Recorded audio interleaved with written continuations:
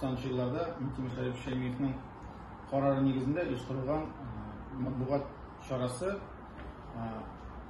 Үз алдына килсәк, бу төп оештырып, шушы мәгълүмати дөньяны актив рәвештә тотучы бер оешма инде.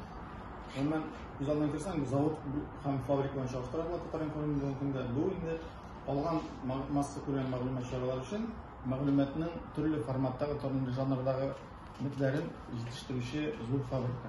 Бүгенге көндә Татаринформга 100-дән артык кеше эшли, анда аның эчендә 6 редакция бар. Гомумән, ул рус телендә һәм татар телендә эшләүче 2 телле оешма.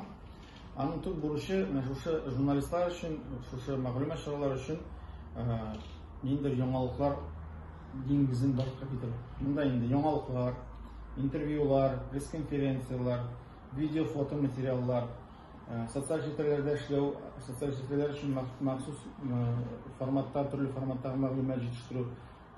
Гомумән, күп төрле форматтагы мәгълүмати материалларны әзерләү бу Татаринформ алдына куелган бурыч. Без ясаган мәгълүмат белән инде гомумән соңрак гәҗитләр, журналлар, телеканаллар кулланалар. Алар инде үз укучыларына җиткерәләр.